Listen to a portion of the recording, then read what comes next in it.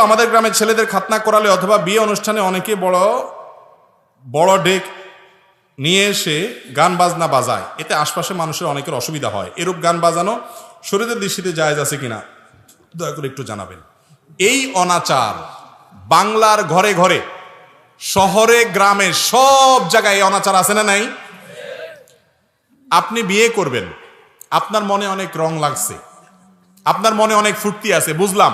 আপনি সেজন্য গান শুনবেন, গাইবেন, আপনি নাচতে নাচতে লাফাইতে লাফাইতে আপনি ছাদেরতে পড়ে যান, আপনার ব্যাপার। কিন্তু আপনি গান শোনানোর জন্য, গান বাজানোর জন্য ডেক সেট এনে আর বড় বড় সাউন্ড বক্স এনে ধুমধাড়াক্কা আওয়াজ দিয়ে গোটা এলাকার মানুষকে গান শুনতে বাধ্য করতেছেন, এই কাজটা কি ভালো না খারাপ? খারাপ। আল্লাহ তাআলা আমাদেরকে বুঝার তৌফিক দান করুন। আমাদের দেশে সবচাইতে বর্বর, সবচাইতে বাজে কালচারের মধ্যে একটা হলো এটা, যে কোনোভাবে এই ধরনের হারাম জিনিস এটার করা যাবে না।